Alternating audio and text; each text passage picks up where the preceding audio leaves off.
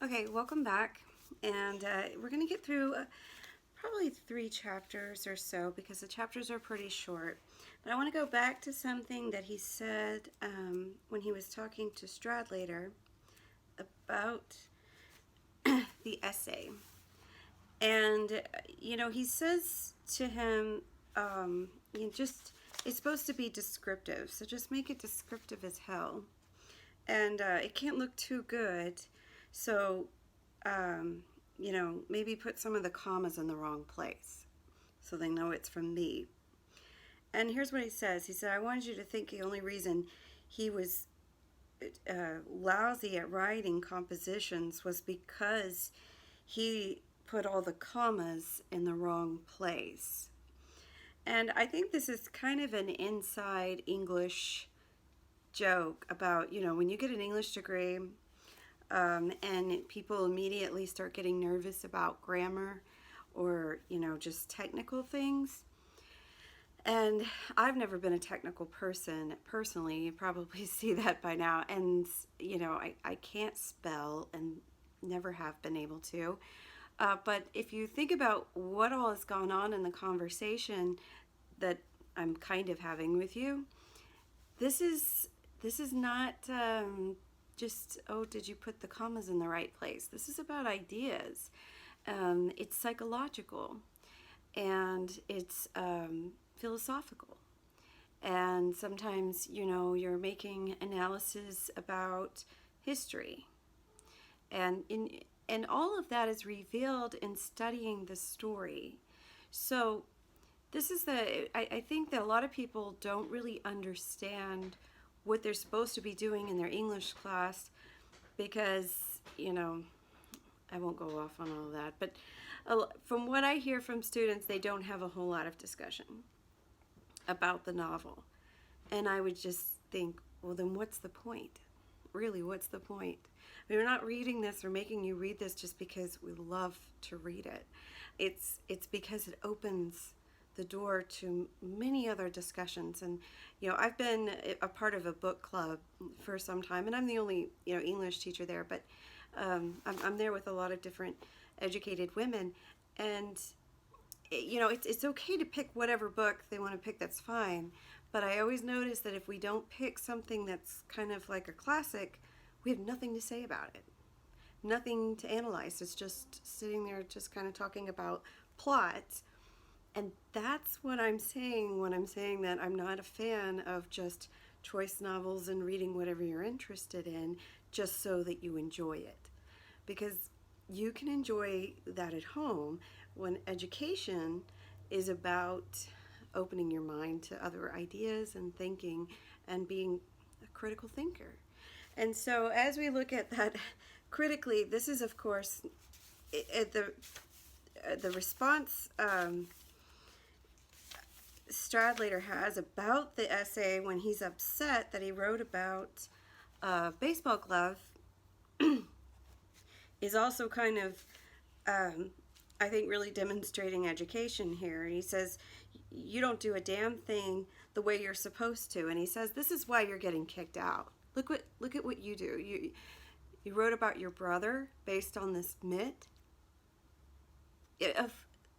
He did exactly what he should be doing.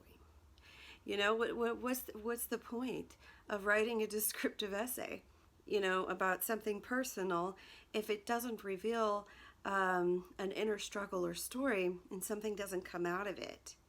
But here's, hotshot guy telling Holden that, he's back-ass words. And so I'm not used to saying that. And this is what I mean about, when people say Holden is crazy. Is it really Holden that's crazy? Is he really doing something backwards? I mean, in the first place, the guy didn't even write the composition, and that's not even coming to his head. He's criticizing what the guy who's doing him a favor wrote and accusing him of being, backwards. You're the one who doesn't get it. And so there you have it. And so in this episode, of course, I talked about last time how he's upset about Jane. And then, so Stradlater comes back home and he says, well, you're awfully late for she had to be back in at 9:30. And notice that he's very concerned about her well-being. You know, she signed out that you're going to get her in trouble. And so what did you do? And finds out that they just sat in the car. And of course that makes Holden very upset to the point where he tries to hit Stradlater, and he says that he's not very athletic and he didn't quite connect. He may have just a little kind of brushed him. And of course this makes Stradlater very mad, and he's on top of him. He's got his knees in his chest, and Holden can't breathe, but Holden won't just shut up. And that's all Stradlater wants him to do. He doesn't want to hurt him, but he doesn't, it's like he's so angry he can't control, and he's like, don't make me do this. And what does Holden do but act like a kid, you know, and he punches him in the face, and then Stradlater says, go wash your face, because you could see that Stradlater doesn't want to get in trouble. He was already concerned about Holden smoking. And so who knows what his family background is like, you know, but something about it makes him very concerned. And then he feels bad, but he, you know, he said, you were asking for it and you wouldn't stop.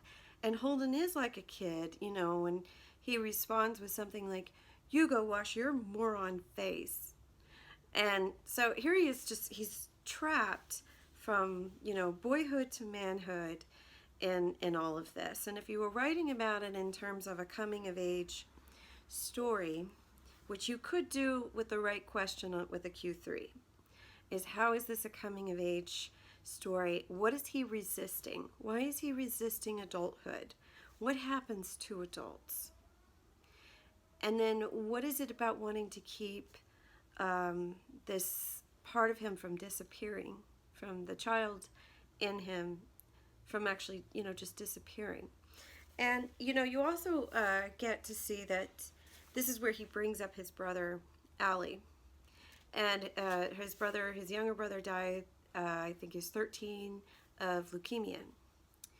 And this is what I had said before, you know, they took him to be psychoanalyzed because he broke all the windows in the garage. He slept in the garage. And now, you know, he needs psychological help.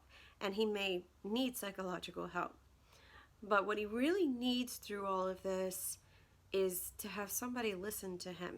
If you think about who is he really opening up to, all the conversations that he has, you know, like starting his journey off to wherever he's going to go in New York, and he meets this mother of one of the students on the bus, and immediately starts telling her what a swell guy her son is, after he was just telling us that he's a bastard, and, you know, you couldn't pay me to spend any time with him. And then he breaks up this story about how you know, we really wanted him for president, and he gets, once he gets going, it's like he can't stop. At the end, when she asks if, you know, well, why are you coming home early? And he says, I have a tumor.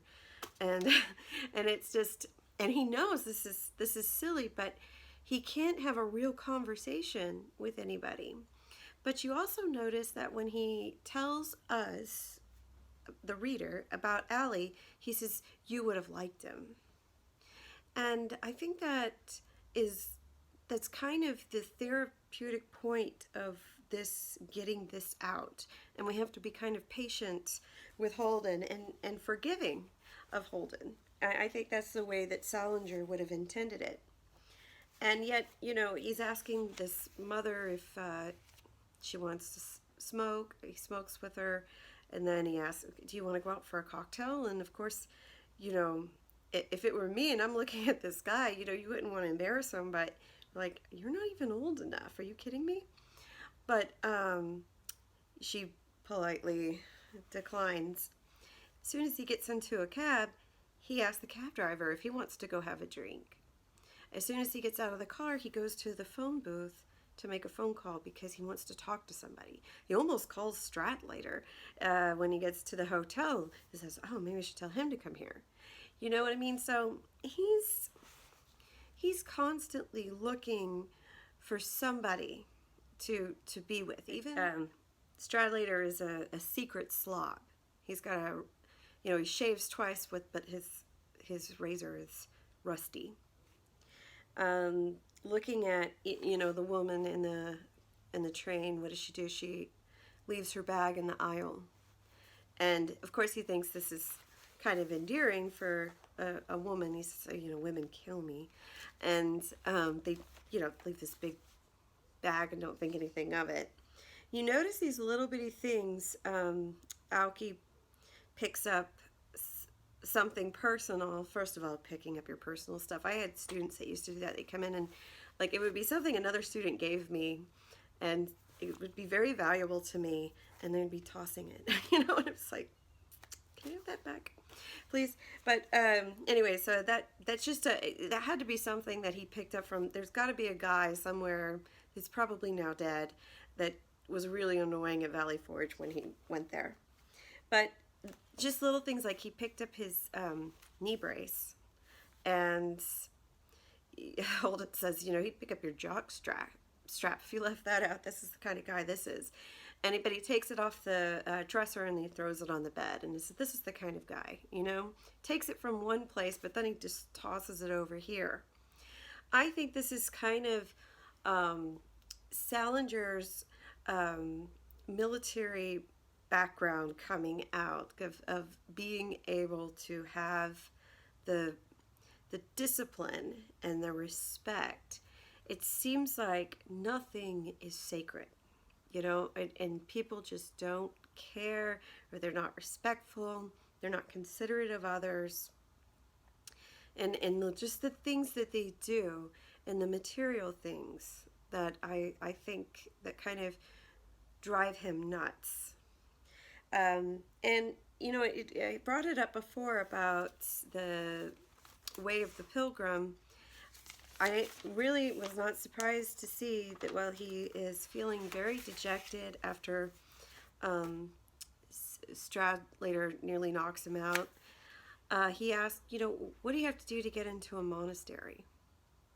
And I think the ideal for someone like Salinger is the monk, the hermit, the quiet, prayerful person who does not overeat, is not a slob, is not materialistic, not worldly, but trying to get rid of ego and pray without ceasing and live that kind of like the Way of the Pilgrim, the concept of, yes, I have to have one foot planted in here, but I could also have one foot out.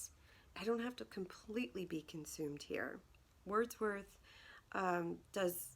wrote a poem called "The World is Much Too With Us," and it's something about getting and spending, and it's kind of a romantic idea. But whenever I think I'm feeling anxious, I always think of that poem, and I think the world is much too with me. I'm too into the drama or whatever is going on. If I went somewhere else alone, by an ocean or for a walk or whatever, then that would change my reality, and that would change my perspective, and that would give me a better perspective, because nature does mirror what is also true and good, and that's why we have to try to get outside of our own head and social media and everything else, so that we can find that, and so that we can hear, if we want to hear God, we have to get out of our own head.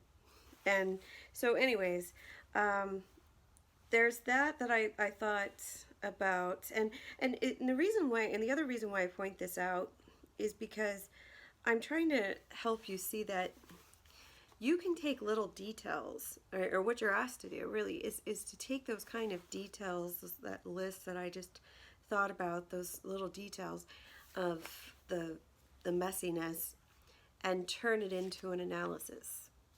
And that's what you have to do, because if you only give the plot examples, it's going to sound like a summary, that you're just summarizing the book. And that's, you can't do that. You got to make an argument about Holden, and then, like, if you were even just making the point that you thought that he was a very generous person, how he treats the mother, but you have to kind of go a little bit more than that. I mean, the details about why is he always loaning out his stuff? You know, he doesn't seem to ever have everything that he wants when he needs it. Okay, so when you get to chapter 9, we're really getting to the part where this is not appropriate, because Holden admits that he's a human teenage boy and that he might be horny. So, and that just can't possibly be happening to a teenage boy. That is not right. But I want to analyze very closely what exactly he's saying about that. First of all, I'd mentioned earlier about the ducks, and for you to be thinking about it. And he does ask this cab driver, what do you think happens to the ducks when the lake freezes over? And the guy's like, what? And it doesn't really answer him, but it's reoccurring. It'll come back up again, so just think about that question. Why is he concerned about the ducks, and what happens to them? Okay, so he gets into this pretty sketchy hotel. From across his window, he can see who he calls a very distinguished man putting on ladies' clothes and walking around. And then in another room, he's watching a couple squirt their alcohol back into each other's faces, and they just think it's hilarious. And it probably is funny to them if you've the one having enough to drink to get you to feel that way. But this is where I really want to see reading closely into how does Holden really feel about that. Because he says that, you know, in a way it was kind of a sexy thing to do. And, you know, it certainly enticed him for a moment there. But I want to read this one part. It said that the trouble was that kind of junk is sort of fascinating to watch if you don't want it to be. For instance, a girl that was getting water squirted all over her face, she was pretty good looking. I mean, that's my big trouble. In my mind, I'm probably the biggest sex maniac you've ever saw. Sometimes I could think of very crummy stuff I wouldn't mind doing if the opportunity came up. I can even see how it might be a lot of fun in a crummy way.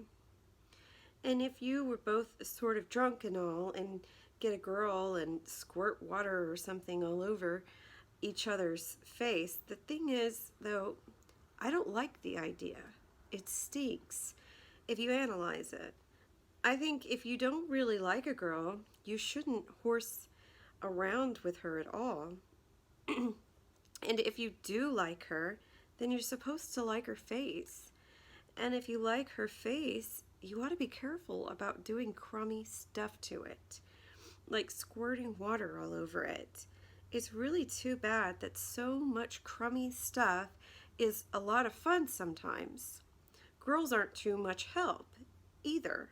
When you start trying not to get too crummy, when you start trying not to spoil anything really good. I knew this one girl a couple of years ago that was even crummier than I was. Boy, was she crummy. We had a lot of fun, though, for a while, in a crummy way. Sex is something I really don't understand too hot. You never know where the hell you are. I keep making these sex rules for myself, and then I break them. Anyway, right away, sorry. Last year, I made a rule that I was going to quit horsing around with girls. Deep down, gave me a pain in the ass. I broke it, though, the same week. I made it, the same night, as a matter of fact. I spent the whole night necking with a terrible phony named Anne Louise Sherman. Sex is something I just don't understand. I swear to God I don't. Okay. So, I don't know how old you are watching this. I hope you're maybe at least 16, 18 years old. But when I look at this and I keep seeing that this teenager is calling these sort of things crummy, it's dirty to him. Okay, and I'm not going to get on, some moral high horse or anything like that, or throw Christianity out there and say, this is why you shouldn't have sex. But I will tell teenagers why they shouldn't, and that is because you can't emotionally handle it. Because psychologically and sometimes physically, you're not ready. And it should look like a crummy thing to do. And if somebody's taking advantage of you, you should be able to say no, and that be the end of it, because it's not something that you're expected to do. And I think that's where the teenagers really have a big problem with this, probably guys and girls, is that they maybe have these emotions and feelings, and they feel more pressure and more like they're supposed to, rather than being really true to their self and being honest with themselves and realizing that that's not somewhere I'm ready to go. And this is what Holden realizes. And that's why I think it's very unfair for people to judge this book and just because the subject comes up, say that it's a bad thing. It's a reality. It is just as much a reality as having to go into Spencer's room and see a bumpy old chest and realize, our mortality sucks. It's not something that we can just say doesn't happen. It does. He's confronting this issue because it is part of growing up, and then I think that's appropriate for a coming of age book, because especially as a guy, he's got to come to terms with it. But just by analyzing the language and seeing that he, like I said before, is respectful of things. He's generous and he's respectful of people. And he's respectful of girls. And he doesn't want to see a girl worse than him. Because at least he can count on her to say no. And if he can't count on that, then where are you? And then it makes him feel less of a guy because that's what's expected of him. And so, this is all a good thing to reconcile and to think about, and to be honest, because this isn't pressuring you to make a bad choice. It's making you think about yourself and hopefully helping you to make a good choice and a self-protected choice, because you have to do that, because people will take advantage of you and they will hurt you. And so I think that's, and you do see that. It does kind of blow up in his face in the next few chapters. I think one of the saddest parts of the whole book is when he calls the prostitute over. He doesn't do it. Don't worry. Or, think, oh, my son can't read this. No, he gets the opportunity. He has no idea what to do. Because he's a kid. He's still a kid. And he's trying to be a man, and it's very much a struggle. So, at any rate, I'll leave it there and then start on chapter 10 next time. Okay, thanks. Bye.